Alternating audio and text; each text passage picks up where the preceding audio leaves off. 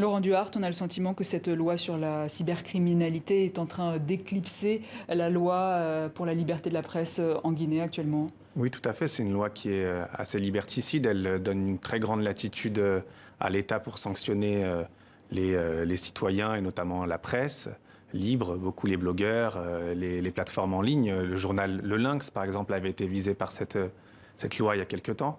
Donc c'est une loi qui est en train de restreindre véritablement l'espace d'expression des journalistes et des voix dissidentes. Et justement, combien y a-t-il de détenus politiques aujourd'hui en Guinée? Quels sont vos chiffres? Aujourd'hui, on estime à 400 personnes environ qui seraient détenues pour des faits d'opinion ou des activités politiques. Ce chiffre, il est difficile à avoir puisque les conditions d'accès aux prisons sont difficiles actuellement. Et au-delà de ça, on a aussi de nombreux militants qui sont en exil, qui sont en résidence surveillée, qui sont également menacés jusqu'à perdre la vie. Il y a quand même 5 personnes qui ont perdu la vie parmi les opposants qui étaient emprisonnés et d'autres qui sont dans des conditions de santé très dégradées. C'est dire les conditions de vie dans ces prisons. Quelles sont-elles exactement, ces conditions? Il y a une surpopulation très très importante, notamment à la prison centrale de Conakry, où de nombreux acteurs du Front national de défense de la Constitution sont aujourd'hui incarcérés. Et aussi, il y a une très grande difficulté d'accès à la fois aux familles, mais aussi aux avocats, ce qui montre que l'état de droit et des procès équitables ne sont aujourd'hui véritablement pas assurés pour les opposants politiques. Et vous-même, donc, vous êtes en lien avec ces familles. On a vu par exemple le désarroi des familles, évidemment, les familles des détenus. Vous êtes en contact avec ces familles? Oui, tout à fait, notamment les contacts des membres de Tournon la Page qui sont en prison. Moi, je voudrais parler du cas de Foninke Mengue ou Marsila, qui est en prison depuis 4 mois maintenant, qui a été condamné à près d'1 an de prison il y a quelques semaines, et qui, pour obtenir un jugement, a dû passer par une grève de la faim de 13 jours.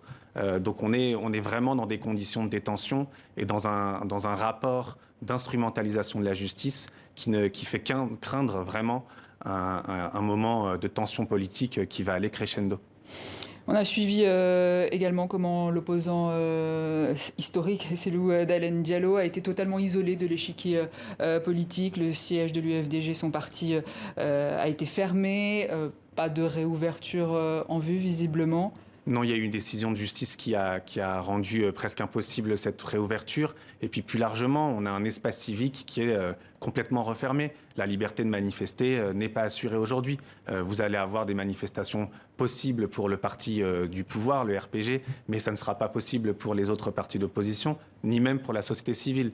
Et vous avez même des restrictions de la liberté de réunion dans des espaces privés. Vous avez eu des manifestations publiques, des colloques, des échanges des partis politiques qui ont été empêchés alors qu'on se trouvait dans un espace loué à titre privé.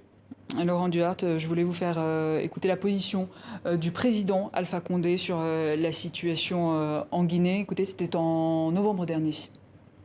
Toute personne, qui soit ministre, premier ministre, président ou simple citoyen qui viole la loi, doit répondre devant la justice. C'est tout. Et il n'y a pas de chasse aux sorcières en Guinée.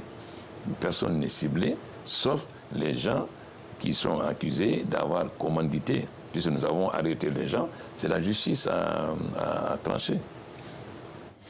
Il n'y a pas de chasse aux sorcières en Guinée. Si l'on entend Alpha Condé, comment expliquer cette impunité, ce déni même au sommet de l'État? On aimerait croire, monsieur Condé, on aimerait croire que la justice est impartiale aujourd'hui en Guinée, mais en vérité, nous, on a été frappés quand on a fait notre rapport d'observation en amont du référendum sur la Constitution. Il y a eu 52 morts.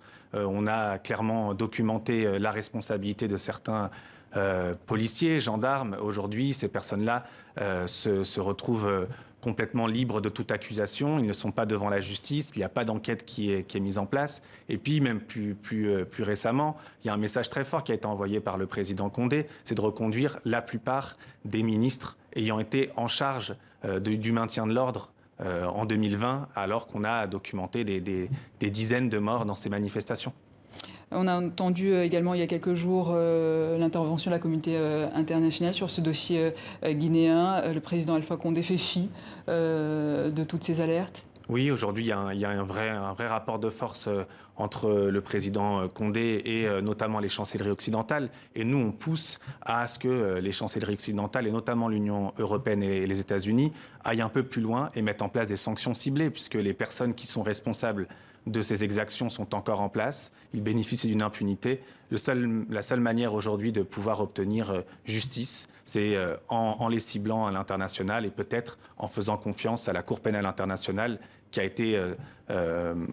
reçu une plainte de la part de Tournon-Lapage et qui aujourd'hui instruit un dossier sur les violations des droits humains en Guinée en 2020. Un mot peut-être sur la question tchadienne. Je vous ai vu réagir tout à l'heure. Votre collectif a été cible de la répression aussi Oui, du tout à régime. fait. On a un des membres très importants de la société civile, Mahamat Nouri Bédou, qui a été arrêté et qui est membre de notre mouvement. Il a été transféré dans des conditions très dégradantes, mis au sol. Je crois que vous avez montré les images tout à l'heure avant d'aller voir le juge. Et on est face à finalement un symbole de l'autoritarisme en Afrique centrale, avec un président qui est en place depuis bientôt 31 ans, qui se représente à un 6e mandat et qui, comme à chaque élection, muselle la société civile, muselle l'opposition et bénéficie d'un silence assez coupable finalement de la communauté internationale qui le voit comme un garant de la stabilité au Sahel. Et il y a le cas du Congo également qui se prépare à sa présidentielle. Votre collectif est présent également sur le terrain. Oui, on se mobilise beaucoup pour qu'il y ait des élections les plus transparentes possibles, mais on est dans une condition très difficile. Ça se rapproche aussi de ce qu'on peut vivre en Guinée ou au Tchad. Les opposants politiques de la dernière présidentielle ont été condamnés à 20 ans de prison ou à 20 ans de travaux forcés. Donc on est vraiment dans un rapport de force qui est complètement au service du président Sassou Nguesso. Et la seule lueur d'espoir, c'est à la fois cette mobilisation de la société civile et le message très fort que les évêques du Congo ont adressé il y a quelques jours en faveur d'une élection transparente et de l'alternance démocratique. Et on les avait entendus. Laurent Duhart, merci. Je rappelle que vous êtes coordinateur international du collectif Tournons la page. Merci.